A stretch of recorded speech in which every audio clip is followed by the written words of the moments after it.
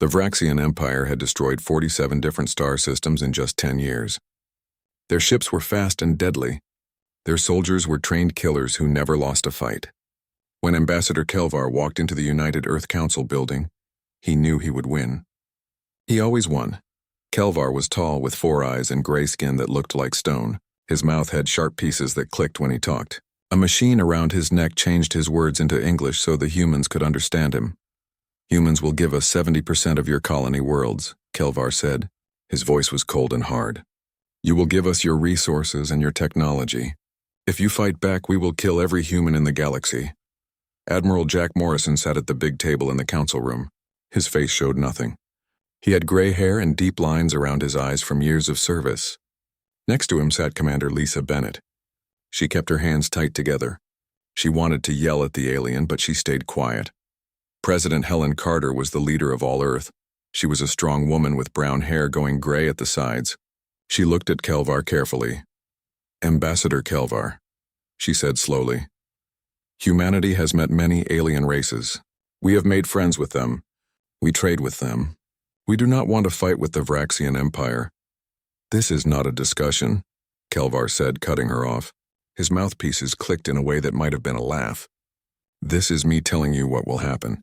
You have 1 Earth week to do what I say." The alien turned and walked out of the room. His footsteps were loud in the silence. When the doors closed behind him, Admiral Morrison turned to President Carter. "Ma'am, we both know what we have to do." Carter nodded slowly. "Admiral, start getting ready for war. But I want us to try everything we can to make peace first. If war comes, everyone will know we tried to stop it."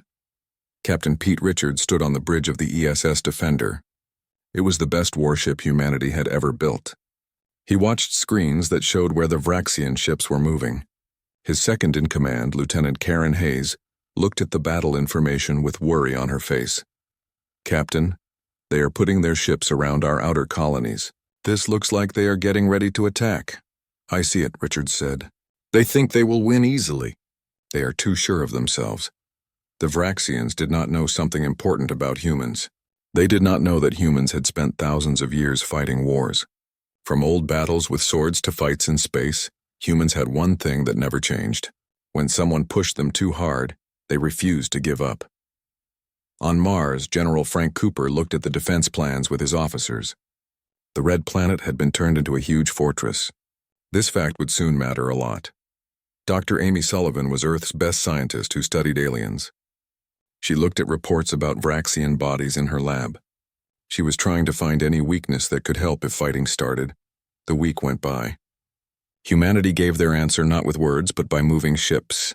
The entire Earth defense fleet got ready for battle. They moved to positions all across human space. Kelvar got the response on his big ship called the Conquest of Light. He read the short message and felt something new. For the first time in his life, he felt a small bit of doubt. "They said no," he told his second officer. "These weak creatures actually said no to us. Then we show them why. Saying no is stupid." The other officer replied. The first Vraxian attack happened at sunrise on a colony world called New Haven. 3 big warships came down through the sky with their weapons getting ready to fire. But the humans were not scared. They fired back in an organized way. Human pilots in small, fast fighters flew around the big ships like angry insects. Lieutenant Danny Foster led his group of fighters through the battle. His voice was calm when he talked on the radio. "Hit their shield machines just like we practiced. These alien jerks are going to learn what happens when they threaten our homes." In just a few hours, 2 of the 3 big ships were falling from the sky in flames. They crashed into the ground and exploded. The war had started. The Vraxians were about to learn that humanity's best weapon was not their technology or their ships. It was their fighting spirit. Humans never knew when to quit. They never gave up. And that would make all the difference. Back on Earth, families watched the news reports with fear and anger. Children asked their parents if they were safe. Parents promised to protect them. Across human space, millions of people signed up to join the military. They wanted to fight back against the aliens who thought humans were weak. In the military academies, young officers studied harder. They knew they might have to fight soon. Instructors taught them everything about the Vraxian ships and weapons. They learned how to fight against an enemy that was bigger and stronger. On space stations around Earth's moon, Workers built weapons day and night. Factories that made regular products switched to making missiles and ammunition. Everyone wanted to help. Everyone wanted to do their part. Admiral Morrison stood on the bridge of his command ship and looked at reports coming in from all over human space. The Vraxians had more ships. They had bigger weapons.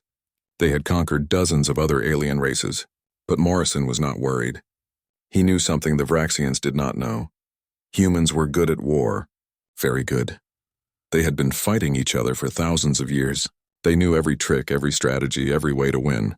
And now, for the first time in a long time, all of humanity was united against one enemy. The Vraxians thought this would be easy. They thought humans would see their big fleet and surrender immediately. They thought wrong. On the colony world of New Haven, people cleaned up after the battle. They buried their dead with honor. They fixed the damaged buildings. And they got ready for the next attack, because they knew it would come. But they were not afraid anymore. They had fought back and won. That gave them hope. In his office on Earth, President Carter signed papers that sent more ships and soldiers to the front lines. She hated war. She hated that people were dying. But she would not let the Vraxians take human worlds. She would not let them win. The message went out across all human space, broadcast on every radio and every screen. It was simple and clear. To all citizens of Earth and her colonies, we are at war. We did not choose this. We tried to make peace. But the Vraxians want to take our homes and our freedom. We will not let them. Stand strong. Fight hard. Protect each other. We are humans and we do not surrender. The war had begun and nothing would ever be the same again. The battle for New Haven became famous across human space. When the third Vraxian big ship tried to run away, Commander Lisa Bennett chased it in her fast fighter. Her weapons tore through its weak shields until the huge ship broke apart in a bright explosion. Pieces of metal floated in space like deadly rain. All colonial defense forces, this is Admiral Morrison. The message went to every human world. The Vraxians have made their choice. Now we make ours. Hold your positions. Protect our people. Show them what it means to fight humanity. On the Vraxian homeworld of Vraxis Prime, the Empire's War Council met in their Crystal Command Center. Supreme Commander Thrakis watched the video from New Haven. His scales turned a darker color. This happened when he was stressed or angry and he could not control it. One loss, he growled. They beat one small group of ships. It means nothing. Supreme Commander, his intelligence officer said carefully. Our people who study information have been looking at human history. These creatures have been fighting wars for their whole existence. They have an unusual ability to keep fighting and... Be quiet. Thrakis hit his clawed hand on the display screen. It broke into pieces. I will not hear excuses before we have even sent our real military strength. Send the Fifth Fleet. Let them burn 10 human worlds. Then we will see how strong they really are.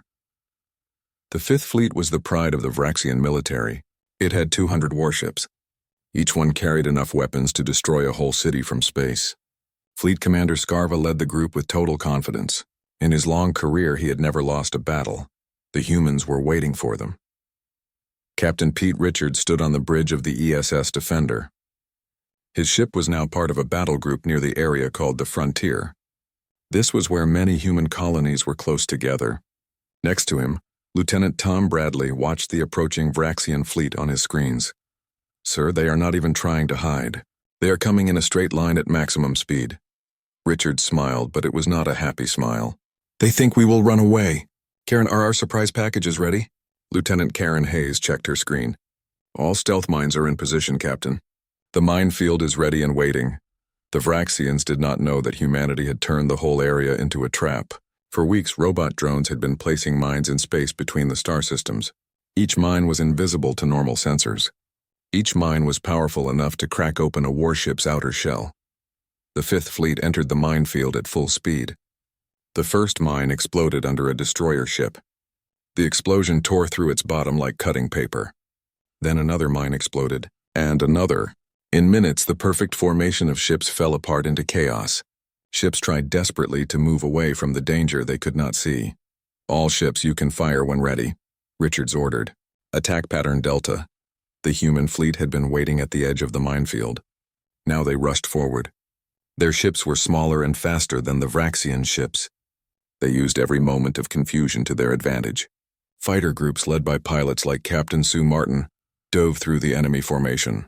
They targeted engines and weapon systems with perfect aim. Commander Scarva watched his fleet being destroyed. He could not believe what he was seeing. His big command ship shook as human railgun rounds punched through the shields. The battle display showed a nightmare. 63 ships were destroyed or damaged badly in less than 20 minutes. Full retreat, he ordered. His pride was shattered. All ships jump to hyperspace right now. But Admiral Morrison had thought of this too. As the Vraxian ships started to charge their jump drives, they found their hyperspace paths blocked. Human gravity well ships created fake mass that stopped faster than light travel from working. Surrender or be destroyed. Morrison's message went to all the Vraxian ships. You have 10 seconds to turn off your weapons. Some Vraxian captains chose to die rather than surrender. Others saw the situation clearly and chose to live. By the end of the fight, 92 Vraxian warships had been destroyed. The ones that survived limped back to their space with terrible stories. On Earth, President Helen Carter spoke to the public on television. The Vraxians came to our space thinking they would find easy victims. They were wrong. We did not start this war, but we will finish it. Dr. Amy Sullivan continued her work, now with captured Vraxian technology to study. She worked with engineer Greg Palmer. Together they started to understand the big weakness in Vraxian designs. The Vraxians had never needed to get better at building things. They had never needed to change their ways. This was because they had never faced a real challenge before. Humanity had spent thousands of years fighting. They had learned to turn every disadvantage into strength. They knew how to adapt. They knew how to survive. The war was far from over, but things had changed. The Vraxians had attacked first at New Haven, but humanity had hit back hard. The message was clear. This would not be an easy conquest. The humans would fight for every inch of space. Young soldiers trained harder than ever before. They practiced shooting until their hands hurt. They ran obstacle courses until they could barely stand. They studied tactics until they could recite them in their sleep. Every single one of them wanted to be ready. In shipyards across human space, workers built new ships as fast as they could. They worked in shifts that never stopped. When one crew got tired, another crew took their place. The sound of welding and hammering never ended. On the Vraxian homeworld, regular citizens started to worry. They had been told the war would be quick and easy. They had been told humans were weak. Now they heard stories of entire fleets being destroyed. They started to ask questions that their leaders did not want to answer. Supreme Commander Thrakis tried to control the information. He did not want his people to panic. He told them the losses were small. He told them victory was certain. But the officers in his military knew the truth. They had seen the battle reports. They had seen the videos. The humans were not weak. The humans were dangerous. Lieutenant Danny Foster recovered in a medical bay after his fighter took damage in the battle. His right arm was in a cast. His face had cuts that were healing. But he smiled when his squadron mates came to visit. "Did we get that carrier?" he asked. "Blew it to pieces," one of them replied. "You should have seen it. Beautiful explosion." "Good," Foster said. "That's one less ship trying to kill us." The nurses told his friends to leave so Foster could rest. But before he fell asleep, he thought about the battle. He thought about the 3 pilots from his squadron who did not come back. He promised himself he would make their sacrifice mean something. Admiral Morrison met with his top officers to plan the next moves. They stood around a big hologram table that showed all of human space and the area around it. "The Vraxians will not stop," Morrison said. "They cannot afford to stop now. They have told their whole empire that they will conquer us. If they give up, they look weak to every other alien race. They will keep attacking. So we hurt them worse," said one of the admirals. "We make it so expensive that they have to stop." "Exactly," Morrison agreed. "We make every battle cost them more than they can afford to lose." The plan was set. Humanity would not just defend. They would attack too. They would hit Vraxian supply lines. They would raid their outposts. They would make the Vraxians afraid to leave their own space. Captain Pete Richards got new orders. His ship would lead a strike force deep into enemy territory. It was dangerous. It might be a one-way trip, but Richards did not hesitate. "When do we leave?" he asked. "Tomorrow at dawn," came the answer. Richards nodded. He went back to his ship and gathered his crew. He told them about the mission. He told them it would be dangerous. He gave them a chance to transfer to another ship if they wanted. Not one person took the offer. "We're with you, Captain," Lieutenant Karen Hayes said. The rest of the crew agreed. That night, Richard stood in his quarters and looked at old pictures. Pictures of his family, pictures of Earth, pictures of everything he was fighting to protect. He did not know if he would see any of it again, but he knew he had to try. The Vraxians had started this war thinking humans were weak. They were learning a hard lesson. Humans were not weak. Humans were survivors, and survivors never gave up. Supreme Commander Thrakus walked back and forth in his war room like an angry animal in a cage.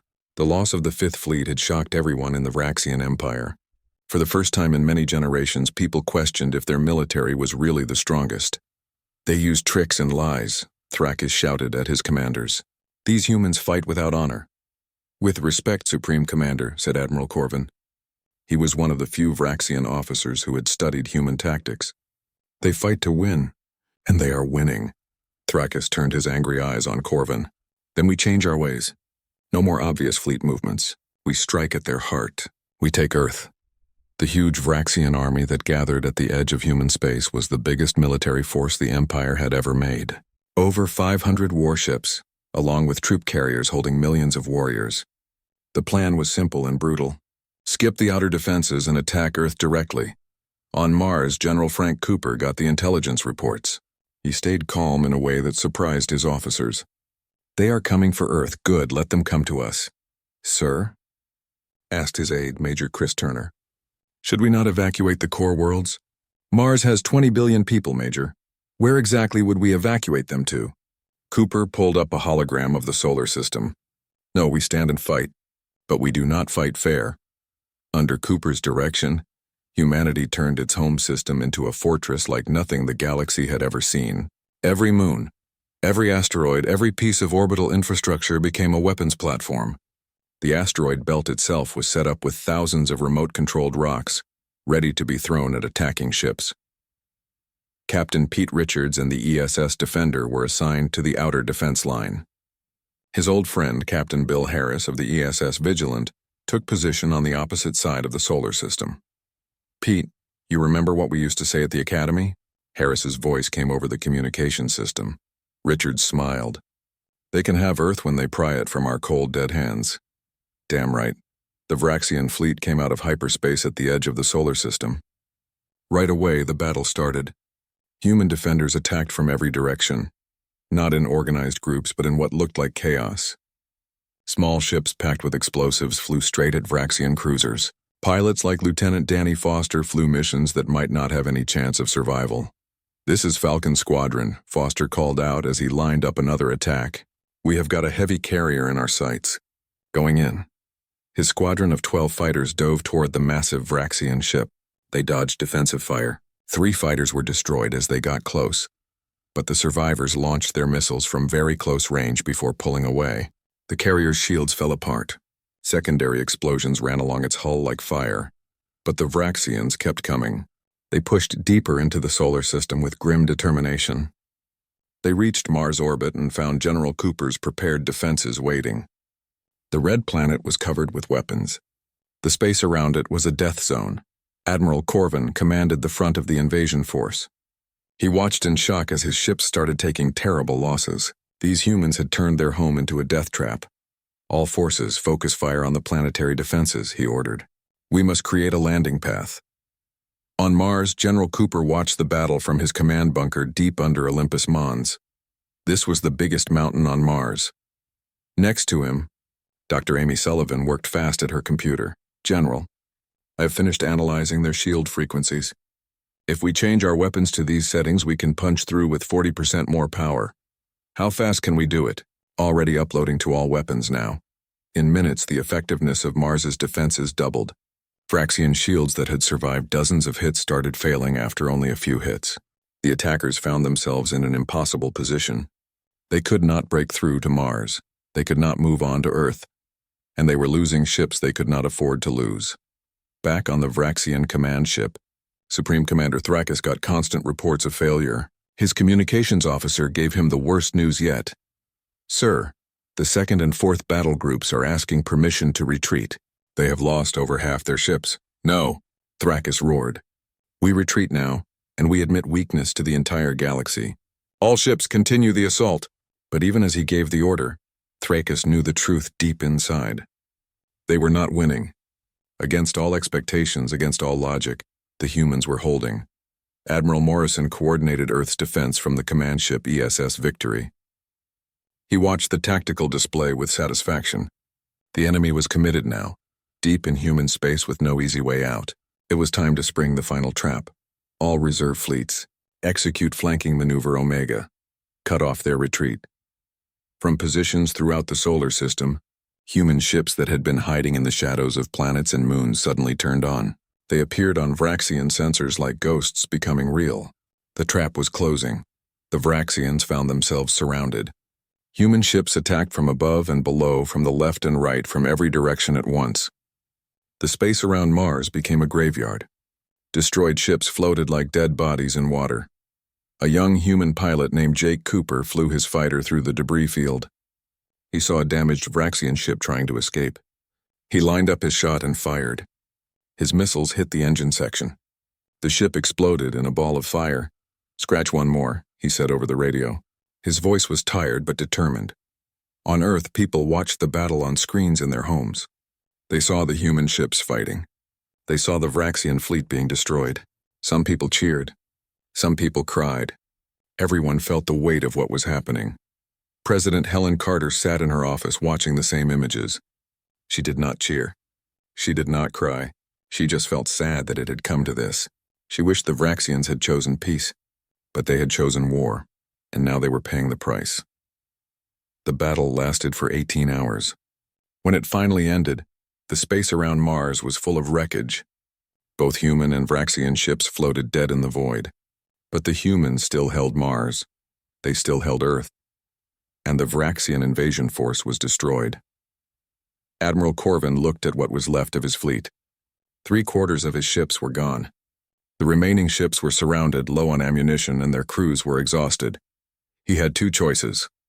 He could order his ships to fight to the death, or he could surrender and save the lives of his remaining warriors. It was the hardest decision he had ever made. "This is Admiral Morrison of the Earth Defense Fleet." The transmission came through on all channels. "Vraxian forces, you are defeated. Power down your weapons and prepare to be boarded. Any ship that tries to escape or continue fighting will be destroyed." Corvin looked at his bridge crew. He saw the same tired resignation in their eyes. They were warriors, bred for conquest. But they were not fools. The battle was over. "All ships, stand down," Corvin ordered quietly. "We surrender." On the Vraxian homeworld, Supreme Commander Thrakis watched the live video from the battle. He saw his greatest army shattered in the enemy's home system. It was impossible to believe. "No," he whispered. "This cannot be." His intelligence officer spoke carefully. "Supreme Commander, we made a mistake. We must ask for peace before they bring the war to us." "Peace?" Thrakis turned sharply. "We are the Vraxian Empire. We have conquered 47 systems. And we have just lost our entire offensive fleet to one species. Sir, I have been studying their history as I tried to warn you. These humans have a saying. They do not know how to quit. Every time they are pushed to the edge of death, they fight back harder. We have woken something we cannot control." The words hung in the air like a death sentence. Around the war room, other officers nodded slowly in agreement. They had all seen the battle footage. They had all watched human pilots crashing their fighters into Vraxian warships. They watched human ships continue fighting even after taking terrible damage. They watched a species fight with a desperation that made no logical sense. The Vraxians were starting to understand. They had not just attacked another alien race. They had attacked humans, and humans were different. The space around Mars looked like a graveyard of ships. Pieces of broken warships from both humans and Vraxians floated in silent orbit. The debris told the story of how fierce the battle had been. But the fight was over now, and the invaders had lost. Admiral Corvin studied his tactical display with the calm of someone who knew he was watching his own end. 3/4 of his fleet was gone.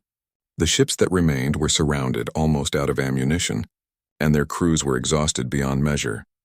"This is Admiral Morrison of the Earth Defense Fleet." The message came through on all channels. "Vraxian forces, you are defeated. Power down your weapons and prepare to be boarded. Any ship that attempts to flee or continue fighting will be destroyed." Corvin looked at his bridge crew. He saw the same resignation in their eyes that he felt in his heart. They were warriors bred for conquest, but they were not fools. The battle was over. All ships stand down, Corvin ordered quietly. We surrender. On the Vraxian homeworld, Supreme Commander Thrakis watched the live feed from the battle.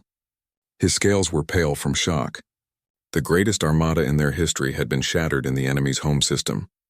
It made no sense. It was impossible to accept. No, he whispered. This cannot be. His intelligence officer, the same one he had told to be silent before, spoke carefully. Supreme Commander, we misjudged them. We must ask for peace before they bring the war to our worlds. Peace? Thrakis turned sharply. We are the Vraxian Empire. We have conquered 47 systems, and we have just lost our entire offensive fleet to one species.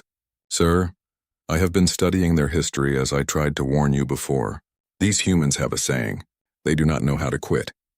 Every time they are pushed to the edge of death, they fight back harder. We have woken something we cannot control. The words hung in the air like a death sentence. Around the war room, other officers nodded slowly. They had all seen the battle videos. They had all watched human pilots ramming their fighters into Vraxian warships. They watched human ships continue fighting even after taking damage that should have destroyed them. They watched a species fight with a fury that made no logical sense. But Thrakis was not ready to give up. We still have the home fleet, we still have our defenses. For now, the intelligence officer said quietly. He was right to worry. On Earth, President Helen Carter called an emergency meeting of the military command. Admiral Morrison appeared through a hologram from the ESS Victory, still near Mars. Madam President, we have the Vraxians on the defensive. I recommend we take the war to their territory. Show them what it means to have their homes threatened. President Carter was quiet for a long moment. General Cooper, joining from Mars, spoke up. Helen, I understand your worry, but we did not ask for this war. They came to our space. They demanded our surrender. They attacked our colonies. If we stop now, we show weakness. Other species will think humans can be pushed around. Captain Pete Richards was given a seat at the table because of how well he fought during the siege. He added his thoughts. I have been talking to the Vraxian prisoners. They respect strength above all else. To them, mercy is weakness. We need to make them understand that threatening humanity has consequences. Carter finally nodded. Very well. But we target military installations only. No civilian populations. We are not monsters. Understood, ma'am. The counterattack was planned by some of humanity's best tactical minds. Commander Lisa Bennett worked with engineer Greg Palmer and Dr. Amy Sullivan to study Vraxian defenses. Captain Sue Martin trained groups of pilots for the deep space missions. Every captured Vraxian ship was examined. Every piece of intelligence was analyzed. Within 2 weeks, humanity launched its response. A fleet of 200 ships led by Admiral Morrison in the ESS Victory entered Vraxian space. They moved fast, hit hard, and left before the enemy could organize a response. The Vraxian military outpost at Kalar 5 was the first target. The base commander had barely finished reading the sensor reports when human missiles started raining down on his buildings. Lieutenant Tom Bradley served as tactical officer on one of the attack ships. He watched the strikes with professional satisfaction. Target destroyed. No civilian casualties detected in the area. The raids continued for weeks. Every Vraxian military base within 10 light years of human space was hit. Shipyards were destroyed. Supply depots were blown up. Communication towers were reduced to scrap. Humanity fought war with the surgical precision of a species that had spent thousands of years perfecting the craft. And through it all, civilian populations were carefully avoided. Human commanders went out of their way to minimize collateral damage. This was a concept that confused the Vraxians. War to them had always been total, but humans proved it was possible to break an enemy's military while protecting their people. A young human officer named Steve Parker led a raid on a Vraxian supply depot. His team moved through the facility with practiced efficiency. They planted explosives on ammunition stores and fuel tanks. When they left, the entire depot went up in a massive explosion that could be seen from orbit. Mission complete, Parker reported. No civilian structures damaged. No civilian casualties. Back on his ship, Parker's commander asked him a question. Why do we go through so much trouble to avoid civilians? It would be easier to just destroy everything. Parker thought for a moment before answering. Because that is what makes us different from them. We fight to protect, not to destroy. If we become like them, then what are we fighting for? The commander nodded slowly. He had no answer, but he understood the point. On Vraxis Prime, the War Council finally accepted reality. The military bases were gone. The shipyards were destroyed. The supply lines were cut. They could not continue the war. Ambassador Kelvar, the same one who had delivered the ultimatum to Earth, was called before them.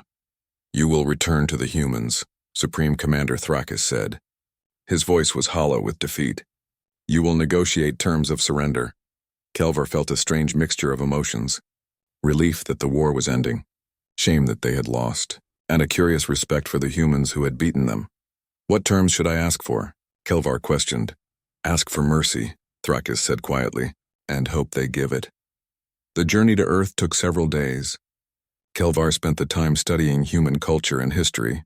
What he learned surprised him. The humans had spent their entire existence fighting wars, but they also had strong concepts of mercy, honor, and justice. They were warriors, yes, but they were also philosophers, artists, and dreamers. When his ship arrived at Earth, Kelvar looked at the blue planet through the viewport. It looked so peaceful, so beautiful. It was hard to believe that such a fierce warrior race came from such a place. The escort ships guided his vessel to a space station. Kelvar was taken to a meeting room where he would once again face President Helen Carter. But this time, the circumstances were very different. He walked into the room with his head lowered, a sign of submission in Vraxian culture. President Carter sat at the head of the table. Admiral Morrison stood at her right side. Other human leaders filled the room. "Ambassador," Carter began, "you came to us 3 months ago and demanded our surrender. Now your empire seeks terms. Speak." Kelvar chose his words carefully. His translator clicked slowly as he spoke. "The Vraxian Empire accepts its defeat. We are prepared to offer territorial concessions, reparations, and technological exchanges. We ask only that you allow our civilization to survive." Admiral Morrison spoke up. "You asked for 70% of our colonies. You attacked our worlds. Thousands of humans died because of your pride. Give us one reason why we should show you mercy." Kelvar had thought about this question during his journey. He knew his answer would determine the fate of his people. "Because you are not like us," he said simply. Ambassador Kelvar stood before the United Earth Council once more. But everything was different now. His 4 eyes no longer showed confidence.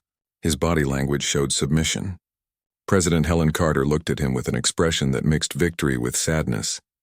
"Ambassador," she began, "you came to us 3 months ago and demanded our surrender. Now your empire seeks terms. Speak." Kelvar's translator clicked slowly as he chose his words carefully. "The Vraxian Empire accepts its defeat. We are prepared to offer territorial concessions, reparations, and technological exchanges. We ask only that you allow our civilization to survive." Admiral Morrison, standing at Carter's right hand, spoke up. His voice was hard. "You asked for 70% of our colonies. You attacked our worlds. Thousands of humans died because of your arrogance. Give us one reason why we should show you mercy." "Because," Kelvar said quietly, "you are not like us. We have studied your species now, truly studied them. You fight with unmatched fury, yes, but you also show restraint even in victory. You could have destroyed our civilian populations, burned our worlds, but you targeted only military installations. This is not how the Vraxian Empire wages war. This is something we do not understand." Dr. Amy Sullivan, who had been invited to attend the meeting, spoke up. "It is called humanity, Ambassador. The irony of the word is not lost on us. We are capable of great violence when necessary, but we do not lose sight of who we are in the process." President Carter leaned forward in her chair. "Here are our terms. First, the Vraxian Empire will withdraw from all conquered systems and allow those species to regain their independence. Second, you will provide full reparations for the damage done to human colonies. Third, you will establish an embassy on Earth and open diplomatic channels with humanity and all neighboring species. Fourth, and most importantly, you will join us in forming a galactic council where disputes are resolved through dialogue, not violence." Kelvar's mouth parts clicked in surprise. "You do not seek our submission? Our resources?" "We seek peace," Carter replied. "We want to explore the stars, to learn and grow. We never wanted this war. You forced it upon us, and we responded with overwhelming force to ensure you would never threaten us again. But we are not interested in building an empire through conquest. We are interested in building a future where conflicts like this do not happen. The ambassador was silent for a long moment, processing this information. Finally, he spoke. The Vraxian Empire accepts these terms. Perhaps in time we might understand this strange philosophy of yours. Perhaps, Carter agreed. And perhaps you will teach us something as well. Peace benefits everyone. The treaty was signed 1 week later aboard a neutral station at the border between human and Vraxian space. Admiral Morrison represented Earth's military. Ambassador Kelvar signed for the Vraxian Empire. Captain Pete Richards attended as a witness, standing alongside Commander Lisa Bennett and dozens of other officers who had fought in the war. Do you think they have really learned their lesson? Bennett asked quietly as they watched the ceremony. Richards shrugged. Maybe. Or maybe they just learned not to pick fights with humans. Either way works for me. I think it is more than that, said a voice behind them. They turned to see Dr. Sullivan. I have been working with their scientists. They are curious about us. They want to understand how we can be so fierce and so compassionate at the same time. That curiosity might be the beginning of real change. On Mars, General Frank Cooper oversaw the shutdown of the planetary defenses. The red planet would remain heavily fortified, a reminder of what happened when someone threatened humanity's home. But the weapons were being powered down. The soldiers were returning to their families. Cooper stood on the surface of Mars in his protective suit looking up at the stars. Somewhere out there, the Vraxian homeworld floated in space. A few months ago, they had been enemies preparing to kill each other. Now they were working toward peace. It seemed impossible, but it was happening. Back on Vraxis Prime, Supreme Commander Thrakis had been removed from his position. The new leadership, headed by Admiral Corvin, took a different approach. They studied human culture not to find weaknesses, but to understand how a species could be simultaneously so fierce and so merciful. Corvin met with human representatives to discuss the return of conquered worlds. He worked with human engineers to help rebuild what the war had destroyed. It was humbling work for a warrior, but he found it oddly satisfying. Why do you help us? He asked Captain Sue Martin one day. She was overseeing the delivery of medical supplies to a Vraxian colony that had been damaged in the fighting. Because the war is over, Martin replied simply, and because people are suffering. It does not matter which side they were on. Suffering is suffering. Corvin thought about this for a long time. In Vraxian culture, you helped your allies and destroyed your enemies. There was no middle ground. But humans seem to have a third category, former enemies who could become something else. Months passed. The galaxy watched as the defeated Vraxian Empire transformed itself. They released the conquered worlds. They established diplomatic relations. They joined the new Galactic Council that President Carter had proposed. Other species that had once feared the Empire now saw an opportunity for peace, and at the center of it all was humanity. The species that had proven that strength and compassion were not opposites. The species that fought like demons but showed mercy and victory. Lieutenant Danny Foster, fully recovered from his wounds, gave a lecture at the Earth Space Force Academy. Young cadets listened carefully as he described the war. The Vraxians made one critical mistake, he told them. They thought our willingness to show restraint was weakness. They learned the hard way that humanity's greatest strength is not our weapons or our tactics. It is our ability to stay human even in the darkest moments. We fought not because we loved violence, but because we loved peace and were willing to fight to protect it. One young cadet raised her hand. Sir, do you think we will have to fight another war? Foster thought about the question. Maybe. Probably, if I am honest. There are a lot of species out there, and not all of them are friendly. But every war we fight to end wars. We fight to create a galaxy where conflicts are resolved with words instead of weapons. And every time we show mercy to a defeated enemy, we get a little closer to that goal. On the bridge of the ESS Defender, Captain Richards received orders for his next assignment. A joint patrol with a Vraxian ship establishing the new peace. His crew exchanged uncertain glances. I know, Richards said. Strange times. But if we can turn enemies into allies, maybe there is hope for this galaxy after all. Lieutenant Karen Hayes, now promoted to commander, smiled. Plus, it means we won, sir, decisively. That we did, Commander. That we did. As the Defender moved out toward the patrol route, Earth hung in the view screen behind them. It was a blue marble in the void of space. It had been threatened, attacked, and besieged. But it endured, protected by those willing to stand between home and danger. The Vraxians had dared to challenge humanity and paid the price. But in losing, they gained something unexpected. A path toward a better future, and humanity in winning had proven that even in war, they could maintain the values that made them who they were. The galaxy was changing, and perhaps, just perhaps, it was changing for the better. Years later, Ambassador Kelvar would write in his book of memories, "We came to the humans expecting to find another species to conquer. Instead, we found a mirror that showed us what we had become.